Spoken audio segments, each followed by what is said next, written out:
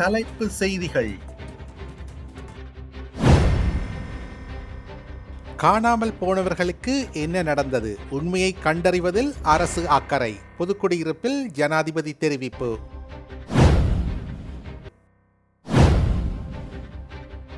முறைப்பாடுகளை தெரிவிக்க புதிய வாட்ஸ்அப் இலக்கம். சாங்காய் உச்சி மாநாட்டிற்கு சென்ற தலைவர்கள். இனி விரிவான செய்திகள். வடக்கு மக்களின் காணி உரிமைகள், மொழி மற்றும் கலாச்சார உரிமைகளை பாதுகாப்பதற்கும் காணாமல் போனவர்களுக்கு என்ன நடந்தது என்பதை அறியும் உரிமையை பாதுகாப்பதற்கும் அரசு அர்ப்பணிப்புடன் உள்ளது என ஜனாதிபதி அனுரகுமார திசாநாயக்க தெரிவித்துள்ளார். உலக தெங்கு தின நிகழ்வுடன் இணைந்த வகையில் நாடே சுபிட்சம் ஆக்கும் விருட்சம் கற்பகத்தரு வளம் என்ற துணைப்பொருளின் கீழ் நேற்று முற்பகல் புதுக்குடியிருப்பு நகரில் நடைபெற்ற வடக்கு தெங்கு முக்கோண ஆரம்ப நிகழ்வில் பங்கேற்ற ஜனாதிபதி அங்கு உரையாற்றும் போதே இவ்வாறு தெரிவித்துள்ளார். அங்கு அவர் மேலும் தெரிவிக்கையில், வடக்குக்கு மீண்டும் உயிரோட்டத்தை வழங்குவதன் மூலம் இந்த மக்களுக்கு வலுவான பொருளாதாரத்தை கட்டியெழுப்பும் பொறுப்பை நிறைவேற்றுவேன். தேசிய ஒற்றுமையை உருவாக்குவதே எமது அரசின் நோக்கமாகும். அதற்காக அனைவரும் ஒன்றிணைந்து செயற்பட வேண்டும் என தெரிவித்துள்ளார். முல்லைத்தீவு வட்டுவாகல் பாலத்தின் நிர்மாண பணிகளை ஜனாதிபதி அனுரகுமார திசாநாயக்க நேற்று நண்பகல் ஆரம்பித்து வைத்தார்.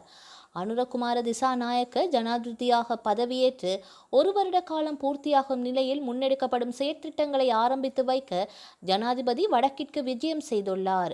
மிக நீண்ட கால கோரிக்கையாக இருந்த வட்டுவாகல் பாலர் நிர்வாக பணிகளை ஆரம்பிப்பதற்கு வருகை தந்திருந்த ஜனாதிபதியை முல்லைத்தீவு மாவட்ட அரசு அதிபர் உமா மகேஸ்வரன் வரவேற்றார். தொடர்ந்து பால நிர்மாண பணிக்கான பெயர் பலகையை ஜனாதிபதி திறந்து வைத்து மக்கள் மத்தியில் உரை நிகழ்த்தினார்.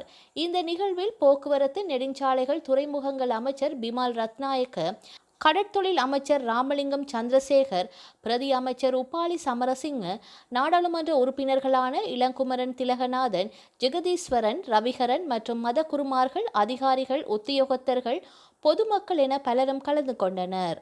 பதுளை பல்லேக்கெட்டுவ போலீஸ் தோட்ட பகுதியில் எரிந்த நிலையில் பெண் ஒருவரின் சடலம் மீட்கப்பட்டுள்ளது.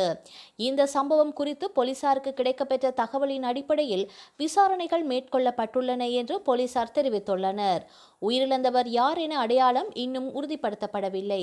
சடலம் பதுளை வைத்தியசாலையில் பிரேத அறையில் வைக்கப்பட்டுள்ளது.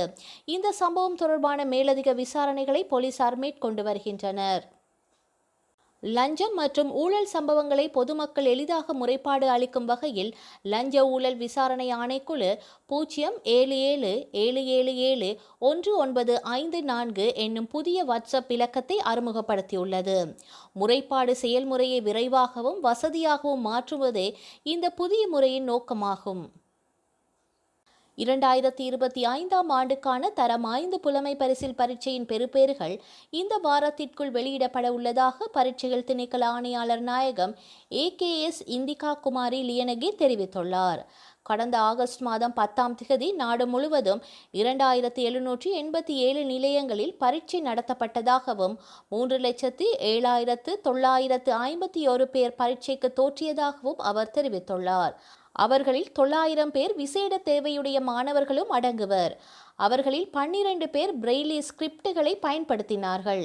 பரீட்சை முடிவுகளை உடனடியாக வெளியிட தேவையான அனைத்து நடவடிக்கைகளையும் பரீட்சைகள் திணைக்களம் எடுக்கும் எனவும் தேவையான நடவடிக்கைகளை செயல்படுத்த அதிகாரிகளுக்கு போதுமான நேரம் வழங்கப்படும் எனவும் ஆணையாளர் நாயகம் உறுதியளித்துள்ளார். கெஹேல் பத்தர பத்மே மற்றும் கமாண்டோ சாலிந்த உள்ளிட்ட 5 நபர்களை 90 நாட்கள் தடுத்து வைத்து விசாரிக்க காவல்துறையினர் தடுப்பு காவல் உத்தரவுகளை பெற்றுள்ளனர்.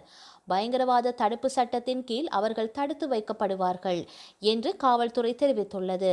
கெஹேல் பத்தர பத்மே, கமாண்டர் சாலிந்த, பாணந்துறை நிலாங்கா, பேகா சமன் மற்றும் தெம்பிலி லைரு ஆகியோர் அடங்கிய குழு ஆகஸ்ட் மாதம் 27ஆம் திகதி இந்தோனேஷியாவில் கைது செய்யப்பட்டு சனிக்கிழமை இரவு இலங்கைக்கு அழைத்து வரப்பட்டனர்.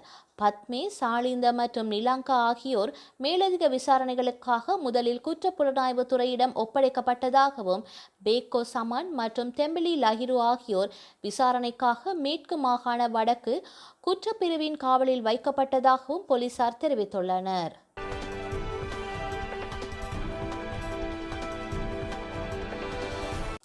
இந்தியாவின் வடக்கு பகுதிகளான ஜம்மு காஷ்மீர், இமாச்சல பிரதேசம், உத்தரகாண்ட், டெல்லி போன்ற மாநிலங்களில் அடைமழை பெய்து வருகின்றது. ஜம்மு காஷ்மீர், இமாச்சல பிரதேசத்தில் மேகவெடிப்பு காரணமாக அடைமழை கொட்டி தீர்த்தது. இதேபோன்று பாகிஸ்தானில் உள்ள பஞ்சாப் மாகாணத்திலும் அடைமழை பெய்து வருகின்றது. இதில் 1000க்கும் மேற்பட்ட மாநிலங்கள் கடுமையாக பாதிக்கப்பட்டுள்ளன. இந்த நிலையில் மழை வெள்ள அபாய சூழ்நிலையை எவ்வாறு கையாள வேண்டும் என கூறியது மிக விசித்திரமாக உள்ளது. இது தொடர்பாக பாகிஸ்தான் பாதுகாப்பு அமைச்சர் கவாஜா ஆஷிப் செய்தி சேனலுக்கு பேட்டியளிக்கும் போது இவ்வாறு தெரிவித்துள்ளார். வெள்ள அபாயம் போன்ற சூழ்நிலைக்கு எதிராக போராடும் மக்கள் மழை வெள்ளத்தை வீட்டிற்கு எடுத்து செல்ல வேண்டும். தாழ்வான பகுதியில் வாழும் மக்கள் வெள்ளத்தை மழைநீர் வடிகால் கால்வாயில் விடுவதற்கு பதிலாக கண்டெய்னர்கள், தொட்டிகளில் சேமிக்க வேண்டும். மக்கள் வெள்ளத்தை ஆசீர்வாதமாக பார்த்து சேமித்து வைக்க வேண்டும். 10 முதல் 15 வருட பெரிய திட்டங்களை விட சிறிய அணைகளை கட்ட வேண்டும். சிறிய அணைகள் கட்டும் வேலைகள் தான் உடனடியாக முடிவடையும். நீரை கால்வாயில் விட்டு கொண்டிருக்கின்றோம், அதை நாம் கட்டாயம் சேமிக்க வேண்டும் என தெரிவித்துள்ளார். பஞ்சாப் மாகாணத்தில் 20 லட்சத்திற்கும் மேற்பட்ட மக்கள் பாதிக்கப்பட்டுள்ளனர். ஜூன் மாதம் 26ஆம் திகதி முதல் ஆகஸ்ட் மாதம் 31ஆம் திகதி வரை 854 பேர் மழை காரணமாக உயிரிழந்துள்ளனர். 1000த்திற்கும் மேற்பட்டோர் காயமடைந்தமை குறிப்பிடத்தக்கது. வடகொரியாவின் அதிபராக கிம் ஜாங் உன் உள்ளார்.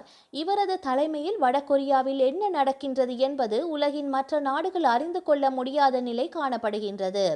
அடிக்கடி ஏவுகணை சோதனை நடத்தி அமெரிக்கா மற்றும் தென்கொரியாவுக்கு சவால் விடுத்து வருகின்றார். அணு ஆயுதம் வைத்திருக்கும் நாடுகளில் வடகொரியாவும் ஒன்றாகும். அதிபர் கிம் ஜாங் உன்னை வெளியில் காண்பது அரிதாகும். மேலும் வெளிநாடுகளுக்கு சுற்றுப்பயணம் மேற்கொள்வதும் அரிது. ரஷ்யா அல்லது சீனா போன்ற நாடுகளுக்கு மட்டும் எப்போதாவது சுற்றுப்பயணம் மேற்கொள்வது உண்டு. இந்த நிலையில் நேற்று கிம் ஜாங் உன் சீனா சென்றடைந்துள்ளார். நேற்று முன்தினமிரவு வடகொரியாவின் தலைநகர் பியாங்யாங்கிலிருந்து புறப்பட்டு நேற்று சீனா சென்றடைந்துள்ளார். குண்டு துளைக்காத பிரத்யேக ரயில் மூலம் அவர் அங்கு சென்றுள்ளார். சீனாவில் நடைபெறும் இராணுவ அணிவகுப்பில் கலந்து கொள்ள உள்ளார். 2023ஆம் ஆண்டு ரஷ்யாவுக்கு சுற்றுப்பயணம் செய்து புட்டினை சந்தித்து பேசியுள்ளார். இதன் பின் இதுதான் அவருடைய வெளிநாட்டு பயணமாகும். இதற்கு முன்னதாக 2019இல் கிம் ஜாங் உன் சீனா சென்றிருந்தார். உக்ரைனுக்கு எதிரான போரில் ரஷ்யாவுக்கு ஆயுதங்களை விநியோகிப்பதுடன் வீரர்களும் ரஷ்யாவுக்கு ஆதரவாக சண்டையிட அனுப்பி வைத்துள்ளதாக உக்ரைன் குற்றம் சாட்டியமை குறிப்பிடத்தக்கது. சீனாவில் ஃபேஸ்புக், இன்ஸ்டாகிராம், எக்ஸ் போன்ற அமெரிக்கா மற்றும் பல்வேறு நாட்டின் சமூக வலைத்தளங்களுக்கு தடை விதிக்கப்பட்டுள்ளது. கூகுள் கூட அங்கு பயன்பாட்டில் இல்லை. உள்நாட்டை சேர்ந்த வெய்போ என்ற சமூக வலைத்தளம் மட்டுமே அங்குள்ள மக்களால் பயன்படுத்தப்பட்டு வருகின்றது. இந்த நிலையில் ஷாங்காய் உச்சி மாநாட்டிற்கு சீனா சென்ற பிரதமர் மோடி பற்றிய தகவல்களும் புகைப்படங்களும் வெய்போ தளத்தில் பரவலாக பரவி வருகின்றது. இந்த நிலையில் ஷாங்காய் உச்சி மாநாட்டிற்கு சீனா சென்ற பிரதமர் மோடி பற்றிய தகவல்களும் புகைப்படங்களும் வெய்போ தளத்தில் வைரலாக பரவி வருகின்றன. கடந்த 2 நாட்களாக வெய்போ தளத்தில் பிரதமர் மோடி தான் ட்ரெண்டிங்கில் முதலிடத்தில் உள்ளார். 7 ஆண்டுகளுக்கு பின்னர் பிரதமர் மோடி சீனாவுக்கு சென்றதால் இந்த ஆண்டு ஷாங்காய் உச்சி மாநாடு உலகம் முழுவதும் கவனத்தை ஈர்த்தது. குறிப்பாக அமெரிக்கா, ஐரோப்பிய ஊடகங்கள் பிரதமர் மோடி பற்றிய செய்திகளுக்கு முக்கியத்துவம் அளித்து வருகின்றன.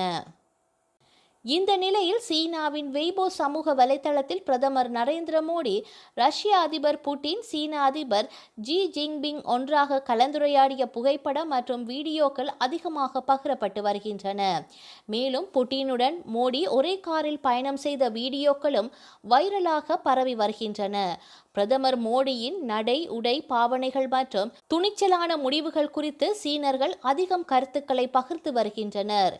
இந்த உச்சி மாநாட்டில் 20க்கும் மேற்பட்ட நாடுகளின் தலைவர்கள் பங்கேற்ற நிலையில் பிரதமர் மோடி முதலிடத்தில் உள்ளார் என்பது குறிப்பிடத்தக்கது. வரலாற்றில் இன்று